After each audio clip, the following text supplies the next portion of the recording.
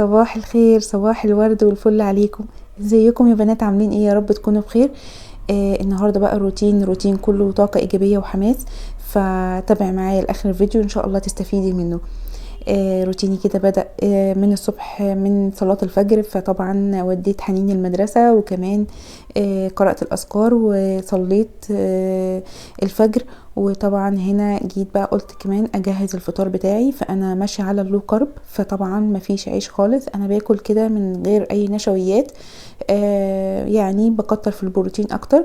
فهنا عملت بيض اومليت كده، ومعايا قطع جبنه موتزاريلا، وكمان عملت سلطه الجبنه دي، وكمان شرايح برتقان، شريحتين مش اكتر يعني. وكمان عملت القهوه، اهم من الفطار واهم من كل الحاجات دي كلها كوبايه القهوه. بجد لو ما شربتش مج القهوه ده الصبح فعلا اليوم عندي بيقف وما بقدرش اكمل.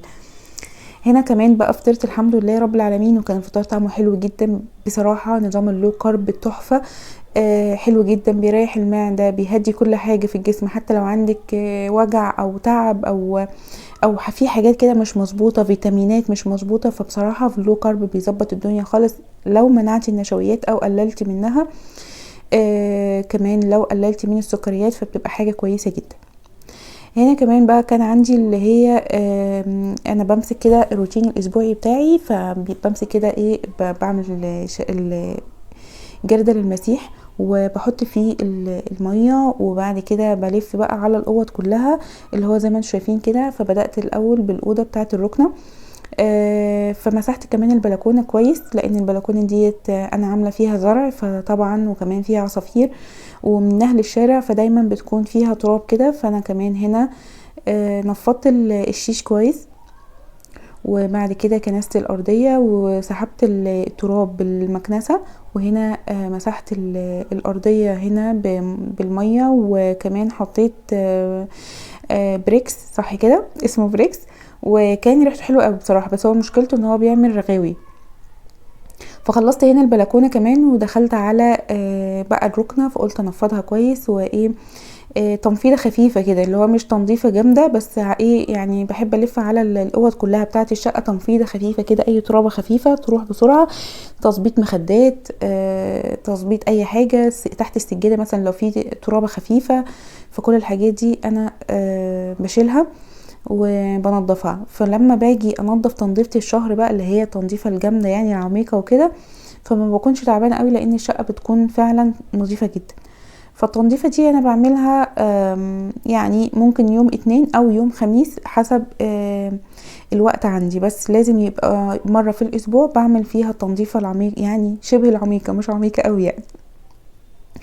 فهنا كمان انا نضفت كده تنظيفه خفيفه قوي، برضو بمسك قماشه كده واخد الف على الكراسي كلها، على الكنب كله، وانضفه واحده واحده. يعني الروتين ده بيهدي معايا الدنيا شويه. الشقه دايما بتفضل نظيفه، بتبقى دايما منظمه، حتى لو الاولاد عندك لعبوا او كركبوا فبيكركبوا كركبه ممكن تشيليها، يعني شويه العاب شويه حاجات خفيفه ممكن تشتال، غير لما يكون في اتربه. يعني الاتربه لو اشتلت بتحسي برضو ان ايه الشقه عندك نظيفه.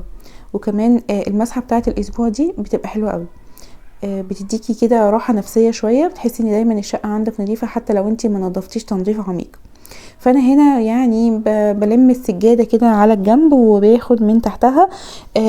انا بحب اعمل كده، بحس كده ان انا نظفت، حتى لو انا جيت اخر الشهر وما قدرتش انظف التنظيف العميق، فدايما الشقه عندي بتبقى نظيفه وريحتها حلوه.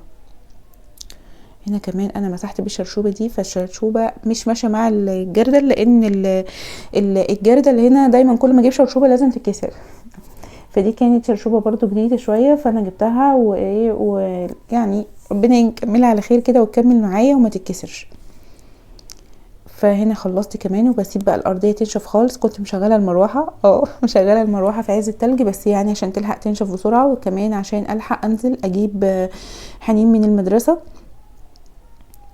هنا كمان كنست الارضيه برضو من الجنب التاني، وكمان همسحها، وبعد كده هلمع الخشب بالملمع اللي انا قلت لكم عليه، اللي هو انا بجيبه من عند هو انا مش عارفه اسمه، الراجل اللي هو بيعمل الاستورجي، بيعمل الخشب، يعني بيلمع الخشب والحاجات دي، فانا بجيب من عنده اللي هو الملمع، وقال لي حطيه مع سنة خل، فالخل اصلا ما بيبانش الريحة بتاعته مع الملمع، فبصراحة بيلمع لي الخشب وبيحافظ عليه.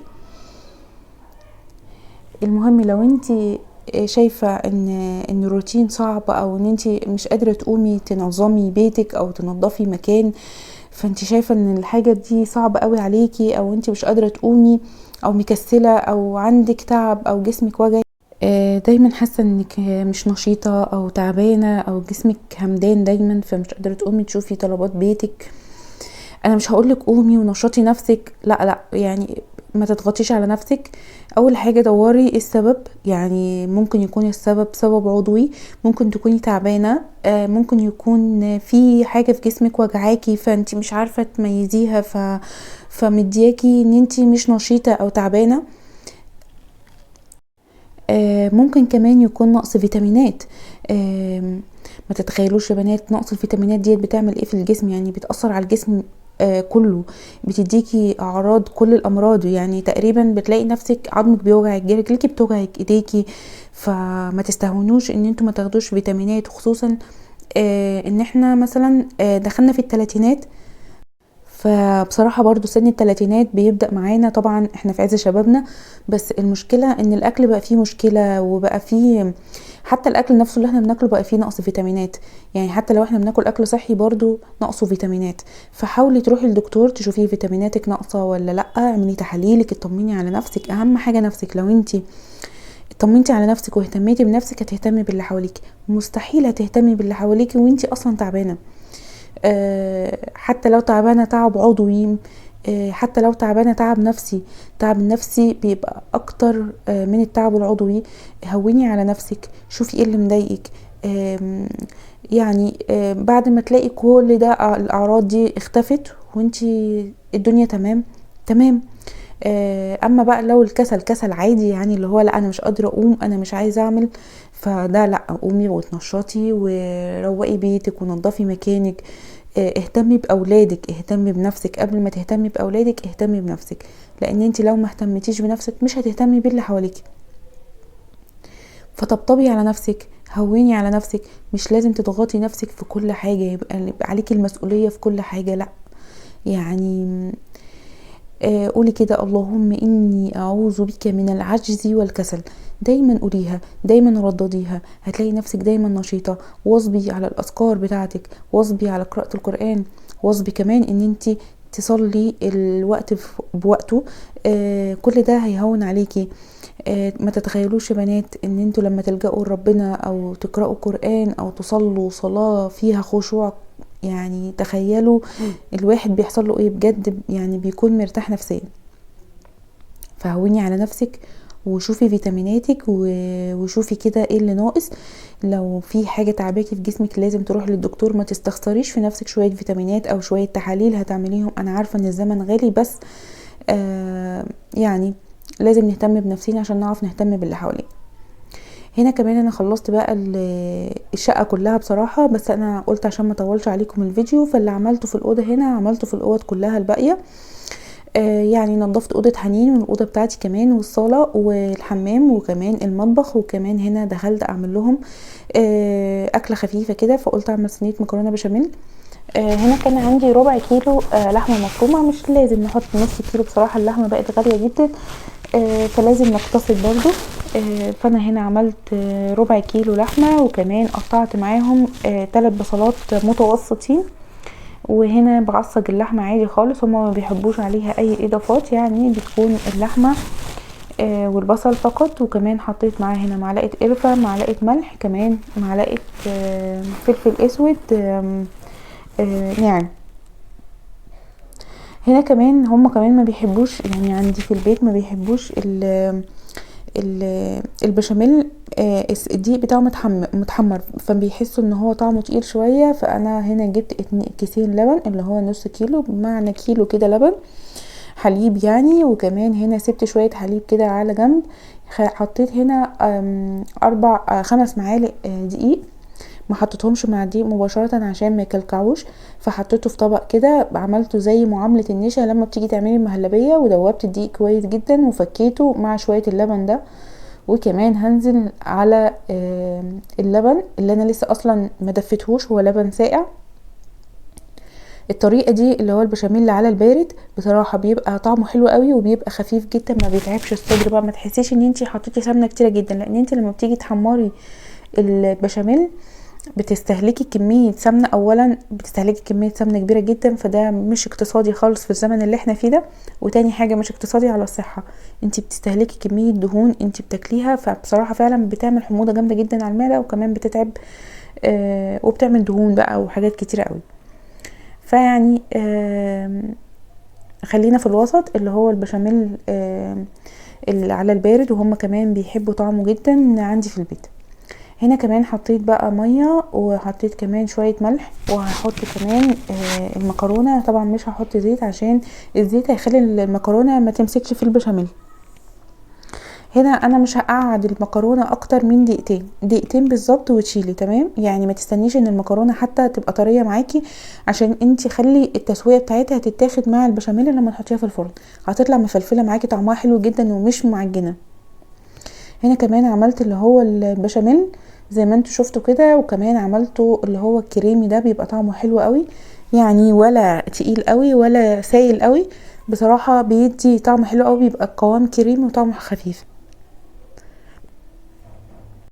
كمان لو عايزه تضيفي على البشاميل اي اضافات بقى، جبنه جبنه رومي، جبنه موتزاريلا، قشطه، كل الحاجات دي ممكن تضيفيها، بس انا طبعا ما كانش عندي او ما كانش متاح عندي غير البشاميل فقط. فطبعا عملتها بطريقه امهاتنا زمان، طبعا امهاتنا كانوا بيحمروا الدقيق، فطبعا قلت لكم ان بصراحه تحمير الدقيق بحس ان هو تقيل قوي. فهنا كمان خدت بقى شويه بشاميل من شويه بشاميل من معايا ده، وحطيته على المكرونه وقلبته. كمان هنزل بالمكرونه كده في الصينيه، وهنزل كمان باللحمه المعصجه اللي احنا عصجناها، بصراحه 1/4 كيلو كفه وقضى وربنا بارك. ولما تيجي تعملي حاجه حتى لو قليله معاكي، اقرأي قرآن كتير هتلاقيها زادت وبقى فيها بركه وطعمها حلو. فاول ما تبدأي تعملي اكلك سمي الله، وانوي نية ان انتي هتطعمي اولادك، هتطعمي جوزك، هتطعمي نفسك، فعشان تاخدي الثواب كامل اقرأي قرآن كتير وقولي ده بنية ان انا ان انتي بتحبي اولادك، تمام؟ ان انتي عايزه تحافظي على اولادك، ان انتي عايزه تاكليهم اكله حلوه. فهنا كمان حطيت المكرونه، وحطيت كمان اللحمه، وهنا هنزل بالبشاميل. هما بيحبوا البشاميل كتير شويه، بصوا زي ما انتوا شايفين كده. كمان في ناس احنا بنحط اوقات بحط عليها بيضه على البشاميل، واوقات لا، تمام؟ بس انا مش عايزه بصراحه بيض بقى، لان انا بصراحه يعني اليومين دول ماشيه على بيض كتير، يعني اللو كارب، فبيعتمد على البروتين، فانا بعوض البروتين معايا بالبيض. فبصراحه يعني انا تعبت خلاص من البيض، فقلت لا، يعني مش هيبقى بيض في الفطار وبيض في الغدا. هنا كمان هدخلها بقى على الفرن على طول، تقريبا بتاخد معاكي مثلا على حسب الفرن بتاعك نص ساعه. هنا بقى بصوا شايفين، بجد والله العظيم كان طعمها قمر، طعمها حلو جدا. اعملوها بالطريقه دي، حلوه قوي وسهله وخفيفه واقتصاديه، ما حطيتيش فيها غير 1/4 كيلو لحمه، فحاجه يعني ايه اقتصاديه جدا، وهتفرحي اولادك وتفرحي نفسك، وكلي وانبسطي وما تزعليش ابدا. فمفيش حاجه يعني مفيش حاجه تخليكي تبقي متضايقه او زعلانه، انبسطي وعيشي حياتك وعيشي كل حاجه بتفاصيلها، افرحي وانبسطي، ومفيش اي حاجه تزعلك. اصل الزعل هيجيب مرض، والمرض هيخلينا نرقد ونتعب، وما نقدرش نشوف حتى حياتنا او التزاماتنا، او حتى بلاش الالتزامات او المسؤوليات، احنا شبابنا هيضيع في ان احنا نهلك نفسنا. لا، ما تهلكيش نفسك، واحده واحده على نفسك، طبطبي على نفسك، هوني على نفسك، كل حاجه بتعدي، حتى اي مشكله بتعدي، تمام؟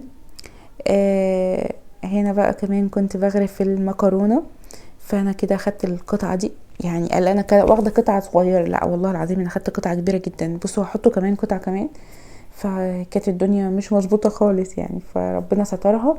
طبعا خدت قبليها كوبايه الاعشاب اللي هي القرفه بالحلبه بحب الرشاد، والحمد لله ربنا سترها معايا. اتمنيتكم معايا في الاكل الحلوه دي، بجد كان طعمها حلو جدا. وبكده وصلت معاكم لنهايه الفيديو، وبتمنى الفيديو يعجبكم، ومع السلامه حبايبي في رعايه الله.